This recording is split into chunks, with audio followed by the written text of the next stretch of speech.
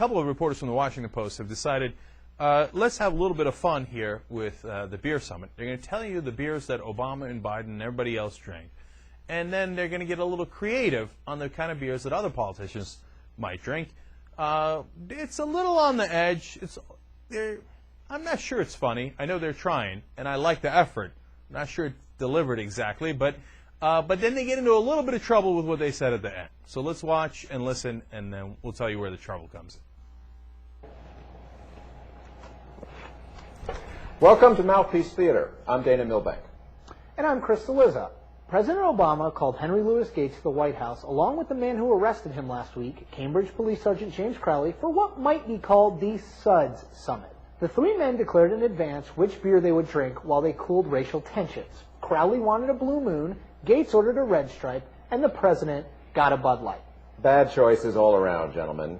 The president drank a beer made by a Belgian conglomerate, while the professor's beer was from a British corporation. And Crowley, worst of all. The full name of Blue Moon Belgian White.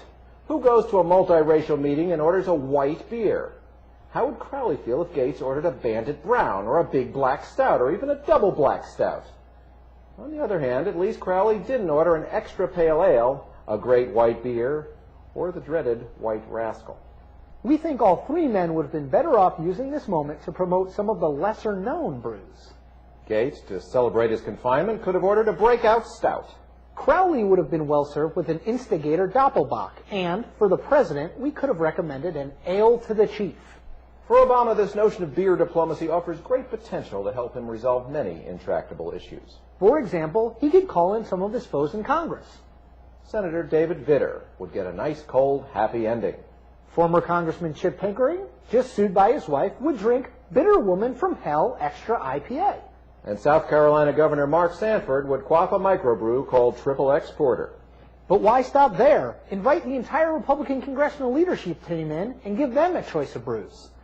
Demon Fuel, Devil's Brew, Fallen Angel, Hell, Evil Eye, Satan Red, The Beast, or my personal favorite, Lucifer. Senator Jeff Sessions from Alabama could talk about judicial nominees with the president over a little Dixie beer. And Senator John Cornyn could discuss immigration over some Hell on the Border porter. Democrats, too, could be invited. Congressman Dennis Kucinich would be served Insanely Bad Elf. Congressman Henry Waxman would drink Grumpy Troll Lager. And Senator Robert Byrd would have the Old Peculiar.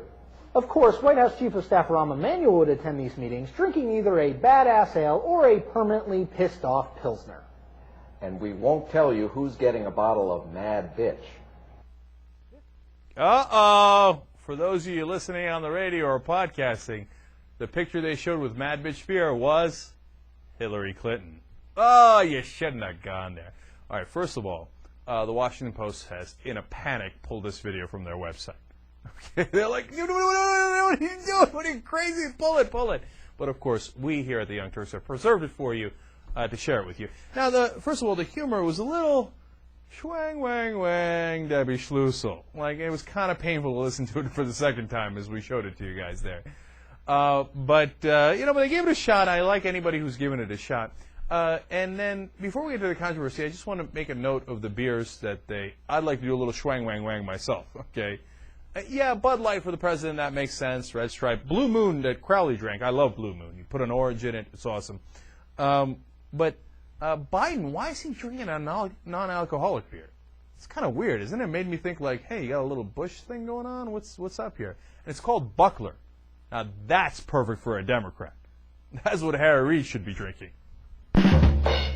Okay. All right. Now we move on to whether this is a true controversy or not. Look, they went after everybody. They called the Republicans evil and Lucifer, the Republicans overall. They called Waxman a troll. They called Kucinich an elf. So when they get to Hillary Clinton, they call her a mad bitch. It's not like they didn't hose everybody else, right? And I know the woman thing, and there's a lot of trouble over that. That's why it's not very smart to do this. But I'm leaning towards a pardon. Is that controversial? Sarah, what do you think here? Is it? They're journalists. Right. So I don't know. Maybe that's why they can't do it. Maybe they're not allowed. But just strictly on what they're doing, I don't think it's that bad, but maybe they can't do it because of where they stand, and it shows that they can't be their objective Right. selves anymore. Like, if you're making a comedy show and you're good at it, then you can, because she gets clowned all the time. Right. Something like that.